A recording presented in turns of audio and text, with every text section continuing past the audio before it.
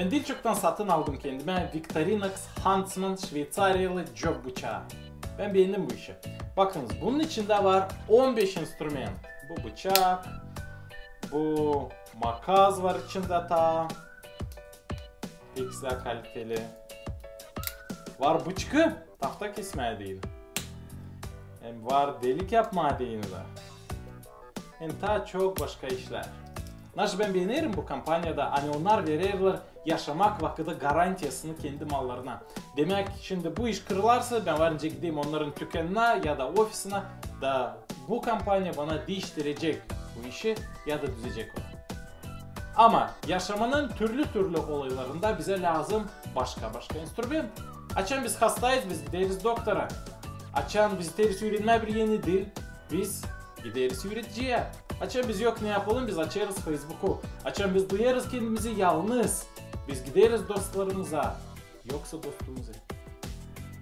Açan canımızda boşluk da bizi zeytler, eski günahlar, hem yanlışlıklar. Biz savaşırız unutma onları.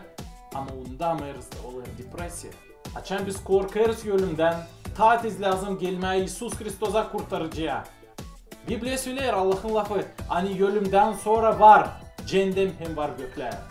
Adam yok olmuyor. Adam ileri doğru yaşar veçlikte. Onun canı hiç yok olmuyor. Ama nerede olacak adamın canı? Bu önemli bir soruş. İsus Kristos geldi bu yeryüzüne. Kolada günü o doğdu. Da o zamandan sonra başladı bir yeni kalender sayısı. O doğdu, kurtarma adını bizi cehennemden da verme adını bize deveç yaşamak göklerde. Bakınız ne yazılı. Evangelia'da yaptıklar kağıdında 4. bölüm 12. sıra. Yok başka kimseyi de kurtarmak. Zira yok gök altında başka bir ad bağışlanmış insanlar hangisinden kurtulabilirim. Al dostum, sende var mı? Bil bu hem önemli enstrüman kurtarma canını değini. Al dostlar, siz beğendiyseniz bu videoyu koyun like, yapın repost, yazın komentarı. Varsaydı sorularınız yazınız bize. Kalın sağlıcakla.